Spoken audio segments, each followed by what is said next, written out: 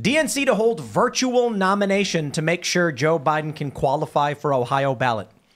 So look, the Democrats are in shambles. They're freaking out. They're like chickens with their heads cut off. They scheduled their convention where they nominate their candidate after Ohio's deadline. Could not get Biden on the ballot in Ohio.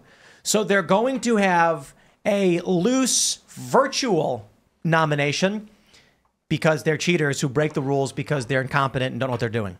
And so there you go. Then they're going to have their Potemkin convention in Chicago, I guess. But they're even saying that will be partially virtual. And I think the unofficial reason is because there's going to be mass riots in Chicago.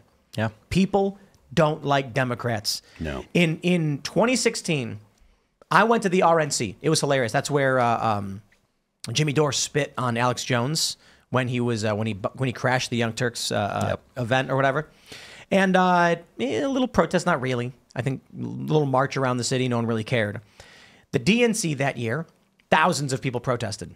Stormed the barricades, tried jumping over these like 10-foot tall fences they had set up. Massive protests. The far left does not care about Republicans, perhaps because the Republicans don't look like a viable attack vector for them. But the left does think they can garner influence and take over the DNC and gain power. So the DNC is in fear that their own far left extremists will show up and destroy them. And they've been out of control the last few months. I mean, they have no control over, for example, again, the Palestinian protests that we've been seeing, on the streets of New York and elsewhere. I mean, that's a group that the DNC has very little control over. There's a ton of animosity. And I fully agree with you. This is turning into an internal party struggle more than anything. They see their bigger enemy not as Trump. They see it as Biden and the establishment of the Democrat Party, which is very different from 2016 when there was just this animosity, this fear, this hysteria over President Trump. That just doesn't exist anymore on the radical left and their foot soldiers. They're far more concerned with their internal party dynamic and power structure than they are vis-a-vis President Trump and the RNC. How much do you get the sense that there are people that are actually, say, aides in D.C. that share the opinions of the Antifa foot soldiers? Because it's my sense that the people that are elected officials have no idea how infiltrated the Democrat Party is by far leftists who don't believe in the fundamental principles that even the elected Democrats do, like your Manchin Democrats and people like that. Like they believe in the United States, right? Like generally, they're a different kind of Democrat than your squad Democrats. The squad isn't even Democrats. Clearly, they're progressives. They've left liberalism behind. They've left the fundamental principles of the United States. So what's your sense behind that? I mean, a lot of the staffers I meet, right or left, Republican or Democrat, obviously they're younger. They're usually more politically radical. A lot of the staffers I meet, they may work for a more moderate member of the House, and they're far to the right of their principle. I think the same thing applies on the Democrat side. You see a lot of these younger staffers, far more radical than the elected officials they work for, most of whom are basically just answering to the whim of donors. That applies to both sides. It's a party by the donors for the donors. So you have these elected officials, their staff, they could have their ideals, they could have their vision, whatever it is, a left-wing vision, a right-wing vision. Most of these members, if a donor says something, that's what they do. That's really what drives DC. It's the rent-seeking, it's the special interests, and the staffers, they become jaded, and if they're jaded enough and they're smart enough, they will rise the ranks. It's the idealist. The ones that have their vision for the future, their utopia, those are the ones that fall behind. And I think also to the incompetence question we were talking about earlier, I think a lot of this, it's Occam's razor, because you have these staffers, you have these people with lofty titles, whether at the DNC, the RNC, whatever member they work for, of Congress or another elected official, and everyone just sort of thinks, oh, they have that title because they must be very competent. They must be very serious, smart people who are on top of the game. And then the closer, at least personally speaking, the closer you get to these levers of power, and I'm talking about the individuals that are manning those levers, you become more and more just sort of, unimpressed by them. And you're just like, really, these are the people that you thought were really like behind the machine, working things that were actually smart and interesting? They're not. Well, how we talk about the knowledge transfer problem? It's like Boeing suffering We've got DEI initiatives, which are causing industries to fail, get woke, go broke.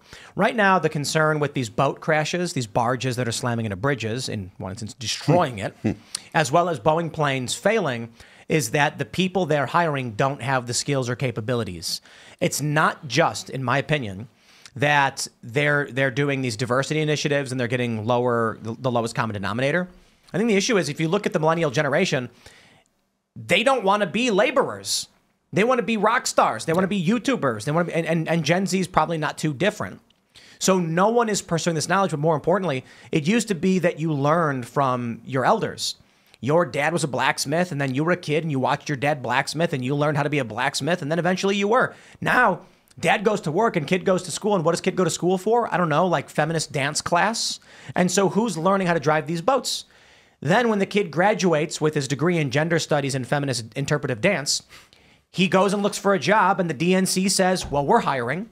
And so this decay of capability has spread not just to Boeing, not just to bridges, but to the inner workings of the DNC. You're describing the whole decline of the West, our society writ large. And I think it goes back 100 years. I mean, there are buildings that we built 100, 200 years ago that we could barely build today. We don't even have the stonemasons or the artisans who could build things. So we've seen that lack of that institutional knowledge, wither away. I think it's applying across, institutions, whether it's corporations, whether it's governments, whether it's political parties. I mean, it's a sad state of affairs. And again, it's only being, hastened because we've abandoned meritocracy and we're, elevating things like DEI and all these other types of programs that are pushing aside, standards and again the merit-based systems and in favor of race-based quotas and other nonsense. So we were already on a decline before this became so mainstream. Now it's only become on steroids. Do you think it can be changed? Like, is this decline inevitable? Do we have to accept fate, or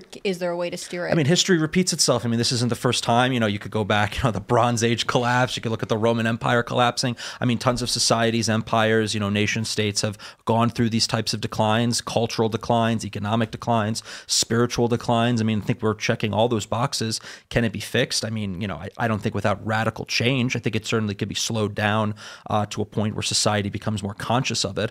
But it's difficult. I mean, when you're in the midst of a decline, how do you stop it? How do you stop all these forces that are already in motion? I mean, unless you downsize, a nation, you downsize a society, and you start from scratch. That's how history has evolved. It's like a penny stock chart. It just goes up, it goes down, it goes up, it goes down. I think those that are listening to shows like this and who are probably on the Trump train are more resilient to this decay. And we believe in meritocracy. So what may happen is the system may be burning down all around us. The systems of power that exist have become unstable.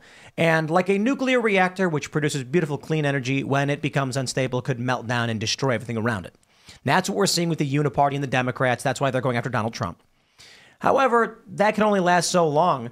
And so that's why I'm fairly optimistic that even if the worst case scenario happens, in the end, it is the strong individuals who believe in hard work and meritocracy who are going to win. I'd put any amount of money on it any day that if you take someone who believes in equity and someone who believes in meritocracy and you run the simulation 1,000,000 times, it's going to be 99-1. It's going to be almost 99%, almost every single simulation, the meritocratic individual is going to win out in the grand scheme of things. But that road is a rocky one, returning to equilibrium, returning to, where things should be, ought to be, obviously by our subjective, view of it. I mean, getting back to that place, it's not going to be easy. I do agree with you, if your time horizon's long enough, it'll eventually will correct itself. But there's going to be a lot of, decline, bloodshed, a whole lot of human suffering before we get to that point. I mean, you saw the same thing, with the rise of the Soviets and other things. Yeah, if it turns into complete economic destabilization to the point where like the US dollar becomes toilet paper or something like that, the whole world is going to ripple in a massive shockwave. Our system is beyond its carrying capacity. I mean, we're running on fumes, we're running on fiat, we're running on a whole lot of stuff that's pushing us forward. It's kind of a zombie system in many ways. And look, you could do very well for yourself. You could make a lot of money. You could have a good life while this whole decline is happening around you. Not everyone will be in that boat. Some people are going to, be worse off than others. Some people will be able to survive, the ups and downs of whatever happens economically, et cetera.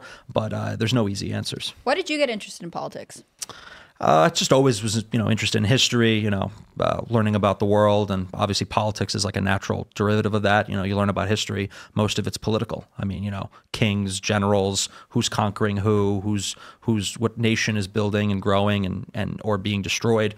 Politics and economics are just the natural springboard from that. So, But not everyone who's interested in history takes over the New York Young Republicans. Yeah. I mean, look, I think, I got more politically active. I had some, things that happened to me, locally that, I just sort of got thrusted into politics, eventually took over the club and I ran with it. You put your name to something, you want to, build it, you want to grow it, you want to expand that. And that happened. But listen, I think there are a lot of people that, I have friends of mine who have similar interests, similar views.